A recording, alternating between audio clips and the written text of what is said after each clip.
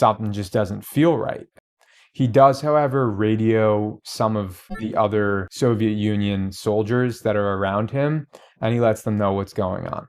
So within a few minutes, 3 or 4 guys that, he knows well come down into the bunker, and he shows them the radar. And they're all going through their own internal panic. Like, Stanislav, what are we doing here, dude? Like, did you call it in? This is it. You know what I'm saying? This is it. Like, did you call it in? And he's like, nah, something just doesn't feel right. And they're like, Stanislav, this is not the time for you to be like, something doesn't feel right. Your orders are super strict. You see a blip on the radar, you call it in. That's it. It's a very simple job. It's not something that you have to think about. Your job isn't to think or make a decision. You literally are here to look at the radar and then call it in if anything happens. And they're adamant. They're pushing him. They're like, what are you doing, dude? Like, you have to call it in. And he's, again, just listening to his instinct. And he's saying, something's just off. Why would they send one missile? I gotta wait, guys. I have to wait. I gotta see this through. One missile doesn't make sense.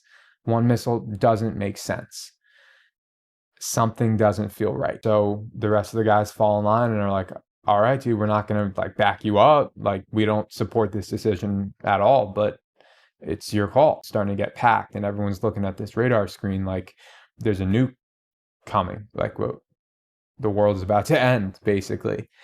And a few minutes later, 4 more blips come across the radar.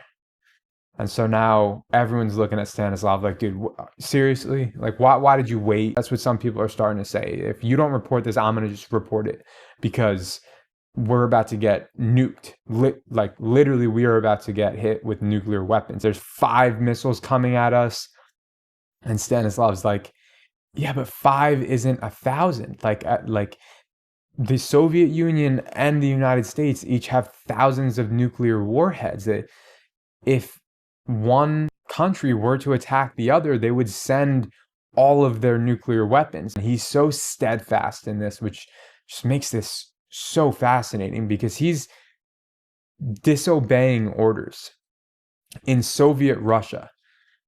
So he's not doing the status quo. And the only reason that we're here, arguably, is because he didn't follow orders.